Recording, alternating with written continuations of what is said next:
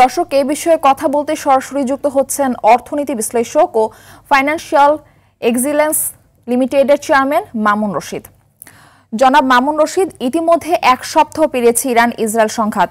এটি যদি আরও দীর্ঘস্থায়ী হয় তাহলে আমাদের আমদানি রপ্তানি, বিশেষ করে মধ্যপ্রাচ্য নির্ভর রেমিটেন্স প্রবাহ কি ধরনের নেতিবাচক প্রভাব পড়তে পারে বলে আপনার ধারণা?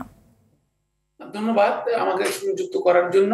প্রথমে আপনি যেটি বলেছেন এবং রিপোর্টে বলা হয়েছে সেটা হচ্ছে আমরা মধ্যপ্রাচ্য থেকে আমাদের তেল এবং গ্যাসের একটা বিরাট সোর্স হচ্ছে মধ্যপ্রাচ্য, বিশেষ করে সৌদি আরব, ইউনাইটেড আরব এমিরেটস, কুয়েত এবং গ্যাসের ক্ষেত্রে কাতার। স্বাভাবিকভাবে আমরা এগুলো আমদানি করে থাকি আমাদের জ্বালানি মন্ত্রণালয়ের বিভিন্ন অঙ্গ এবং প্রতিসঙ্গী সংগঠনের জন্য এবং মাধ্যমে হরমুজ প্রণালী দিয়ে পারস্য উপসাগরে। সুতরাং হরমুজ প্রণালী যেহেতু সরাসরি ইরান কন্ট্রোল করে থাকে, স্বাভাবিকভাবে এটা যদি বন্ধ করে দেয় কিংবা এটাতে যদি আমরা পণ্য আমদানি না করতে পারি তাহলে আমাদের কিন্তু পণ্যের আমদানি খরচ বাড়বে। এটি হচ্ছে একটি। দ্বিতীয়, আমাদের সূত্র হচ্ছে ফুজায়রা পোর্ট দিয়ে আনা, সেখানে আমাদের খরচ অনেক বেড়ে যাবে। খরচ বেড়ে গেলে স্বাভাবিকভাবে স্থানীয় বাজারেও সেই পণ্যের আমদানিকৃত পণ্যের দাম বাড়বে। দাম বাড়লে সেটা আমাদের মূল্যস্ফীতির উপরেও, ভোক্তাদের উপরে চাপ সৃষ্টি করতে পারে। দ্বিতীয় জিনিসটা হচ্ছে মধ্যপ্রাচ্য আমাদের রেমিটেন্সের এটা বিরাট সোর্স। মধ্যপ্রাচ্য বিশেষ করে সৌদি আরবিয়া, ইউনাইটেড আরব এমিরেটস, বাহরাইন, কুয়েত, ওমান, এই সমস্ত দেশগুলো স্বাভাবিকভাবে, এমনকি কাতার। তো সেই ক্ষেত্রে আমরা পাই আমাদের মূল টোটাল রেমিটেন্সের প্রায় 60% উপরে পেয়ে থাকি শুধুমাত্র এককভাবে মধ্যপ্রাচ্য থেকে।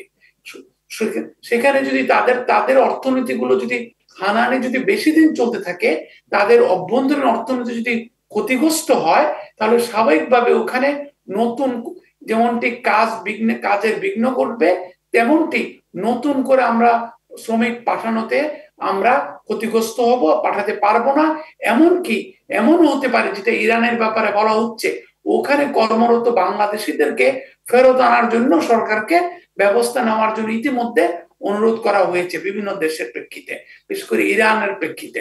তো আমরা যদি আরো বেশি করে মধ্যপ্রাচ্য থেকে শ্রমিক ফিরিয়ে আনতে বাধ্য হই, আমাদের রেমিটেন্স কমে যাবে, নতুন করে আমাদের প্রবাসী শ্রমিক যেতে পারবে না, আমাদের প্রবাসী আয়ও বিরাট ভাবে ক্ষতিগ্রস্ত হবে এবং যার ফলে আমাদের বৈদেশিক মধ্যে রিজার্ভ, আমদানি ব্যয় মানে নির্বাহ করা, এগুলা কিন্তু সামগ্রিকভাবে, এবং আমদানি ব্যয় যদি আমরা নির্বাহ না করতে পারি, আমরা যদি ডলার না পাই, সেক্ষেত্রে আমাদের আবার রপ্তানিও কিছুটা বিঘ্নিত হতে পারে এবং আভ্যন্তরীণ বাজারে গ্রাহকের চাহিদা মেটানো আমাদের জন্য কষ্টকর হয়ে যেতে পারে।